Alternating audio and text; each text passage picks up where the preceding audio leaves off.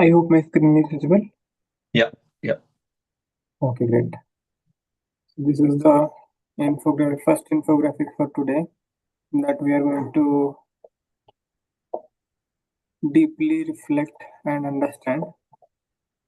So it is about the case study, the school bus test.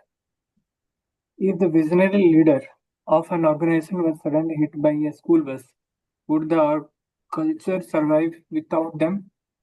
This is the ultimate test of true success. When Steve Jobs was pushed out of Apple in 1985, he was replaced by John Sculley, a brilliant executive from Pepsi. Sculley was a great manager, but he did not share Jobs' rebellious soul. Under Sculley, Apple stopped challenging the status quo, morale plummeted, and the company almost collapsed. The exact same thing happened at Starbucks when Howard Schultz stepped down.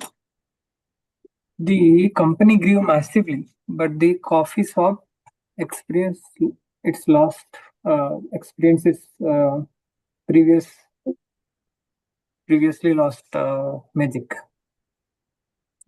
Real succession is not about replacing a leader's magnetic skill. It is about finding someone who will fiercely protect the original founding coach. Alright. So quickly, the three key insight for today. First is the school bus test. The survival of the organization is metaphorically compared with a school bus test. And second key insight is success versus replacement. As we see here also in the case study, two case studies. You cannot just hire someone with a great resume. You must hand the keys to someone who believes in the deeper mission. So the mission need to be aligned for the successor. Otherwise, it might actually lose its core value. The that the founder once would have thought about, and it is not exactly and limited to founders thought process, but because the brand has already built on that core value, the identity is very clear and prominent to the market. Now changing the identity without progressive or um, like planned phased wise in a different identity is really required in case it has to be changed. Otherwise, in a haphazard manner, if it has to be done, then it is definitely going to create more negative consequence. The similar thing actually with few case studies we discussed yesterday, like Toyota's case study versus VW's case study. The two deep reflective questions for today is: if you stepped away from your family or your team today, would your values survive without you? Or we can say in another way, if we are not present with our family or with our team, still, if they are able to uphold the value system, or they are coming back to their um, non-aligned core values. So that is the first reflective questions we need to ask and to ourselves and see how we can bridge that gap. Second one is: are you leading people by sharing your heart, or are you just managing the task? It's so important. Are you, if someone is just an autocratic leader, then he or she might be just managing the task. But a true leader is definitely fundamentally does the things or lead the team very differently. Wherein actually sharing the core value with the team, aligned with the company, aligned with the leader, aligned with the mission of the organization also, and that's how actually the leader shares his or her heart with the team, and together they march ahead. So grade second or third CEO, the key interpretation or quote for today is grade second or third CEO do not take the helm to implement their own vision of the future. They pick up the original banner and lead the company into the next generation. That's how actually the company survives better or thrives better, actually, not survive. Otherwise, it will survive. It will not thrive. So these are the two case studies that we see in the infographics also. So success is not just a replacement by seeing the resume of a great candidate, but the vision and mission statement has to be shared one or aligned one. Yesterday we discussed about this root cause of this split, why it happens, and when it happens, what happens. So this we will not discuss any further today again. The source of the message today is a small company versus large company operating model. In small companies, the founder is the megaphone. This megaphone test also we have done few days ago, wherein actually we understood how the megaphone is actually not really helpful in every situation or most of the situations.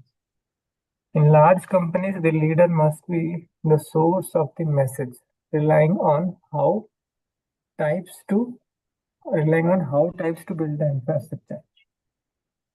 In small companies, not always, but in most of the small companies, the megaphone is the autocratic leader will dictate what he wants to do, whether it is aligned with the team or not. That hardly matters for them. So this is the path to lasting success, wherein actually we saw like how real leadership should be ego-free, and the funnel also need to be very clearly defined by the core values established by the founder, the why, in fact. So shall we move to the next infographics and topic? Yeah. Or you want to share? Okay. No, all good. Yeah, it's fine. Yeah. Okay. Give me a second.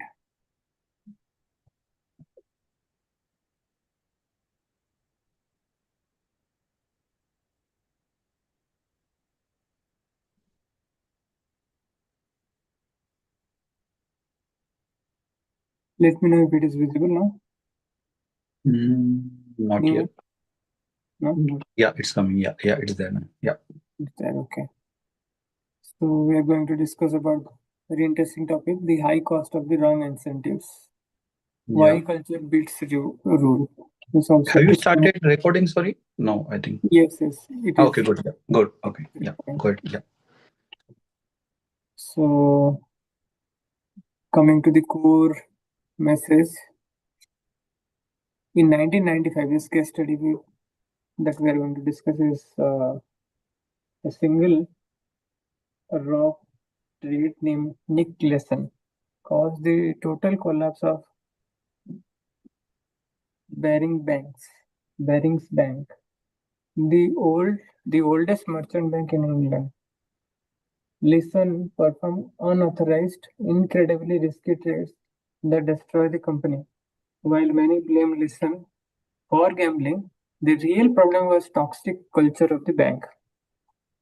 The bank had completely lost its deeper purpose and was simply manipulating employees with massive financial payouts.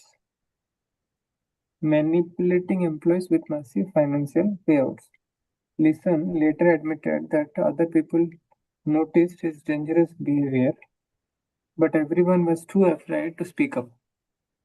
In a culture that only rewards short-term financial gains, people will hide mistakes to protect themselves. Without a culture of trust and shared value, a community will eventually tear itself apart. You can have all the rules in the world, but if your culture rewards selfish behavior, the system will eventually fail. So the key insight, let's revise. First one is calculated risk versus gambling. Calculated risk is okay, and it should be always taken, and that is most welcome, but not the gambling. It's like uncalculated or unwarranted risk is called gambling. True innovation requires a safety net of trust, while gambling happens when people only care about quick rewards. So true. Quick rewards is not going to Yeah. give any kind of long-term impact. That is what actually we see in this infographics, where this link is getting broken if it is just a blind gambling. But if it is a calculated risk, then we are good. And with this case study of Barings Bank, actually we understood this also properly. So, and the manipulation trap also we discussed how actually the employees were manipulated by short-term incentives. Yes. Then the second key insight is the cost of silence. In toxic culture, people are too afraid afraid of looking foolish or losing bonus to ask vital questions. And in long run, actually that creates major havoc. Third key insight is cultural. Culture beats rules. If your environment rewards selfish behavior, even the best rules will not save you. So, in any case, actually, the reward should not be awarded to people who are not demonstrating selfish behavior, their own petty gains they are focused with, or if they are focused more on the short-term gains and not having a vision for creating long-term wealth. The reflective question number 1 is, have you ever stayed silent about a problem at work because you were afraid of looking foolish or getting in trouble? Voice call from Jagdeep. 1 second, just a second. Yeah. Yeah. Yes, hello. Yes.